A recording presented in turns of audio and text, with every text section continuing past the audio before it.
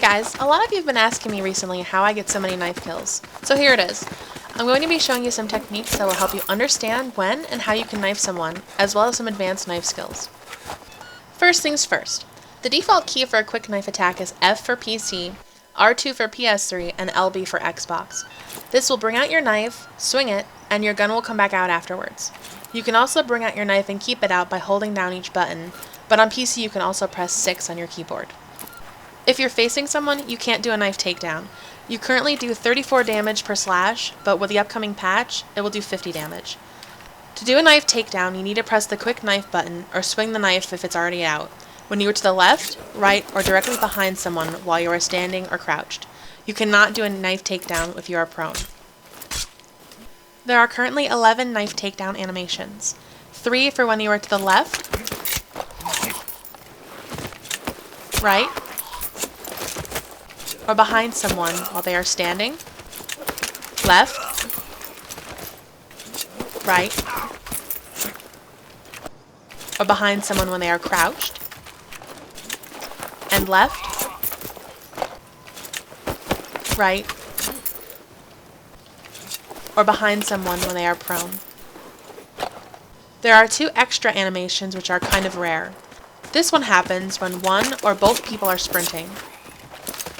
The second one happens when the lag between 2 people allows for the victim to turn around while the knife animation is starting. It breaks the animation, and this one occurs.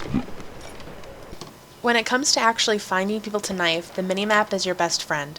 Pressing M will expand your minimap and N will zoom it out. Pay attention to it. Whether you're hunting for knife kills or not, it could save your life. If you usually play Recon, the tugs is another asset that you can use to hunt for knife kills. Putting it in a good place will show you every enemy in your area, and following their flow will help you be able to flank and knife. Flanking is a huge asset in knifing. Learning where spawn points are and side passages that can take you around your enemy can prove priceless if you are going for knife kills. Sneaking up behind a few enemies while they are shooting down a hallway towards your team can allow you to knife and get away undetected. Knifing an enemy does not make your orange triangle come up on the minimap like shooting an unsuppressed weapon would. However, it will still show the skull icon of a dead teammate to your enemy. If you find you're chasing someone, a good way to catch up is by jumping. Running forward and jumping makes it easier to cover more ground and catch up to your enemy quicker than just running alone. There is no set way to judge if you are close enough to get a knife kill until you practice and get a feel for how close you need to be. It will also vary depending on your latency to that server. Contrary to popular belief, you cannot knife someone who is on a mortar or even slash them. A mortar is considered a vehicle, and it is impossible to do a knife takedown on someone in a vehicle. Many people think there is a sweet spot to be able to knife them, but it's untrue. Usually what happens is the player on the mortar steps off of it while the person who is knifing is spamming the knife key, and the animation instantly starts when he steps off, making it look like he was pulled off and knifed while on a mortar. If the person you are trying to knife is on an incline or is jumping, you will not be able to do a knife takedown. You will only slash them. Also, if your enemy is wading in chest-high water, you can't do a knife takedown as well.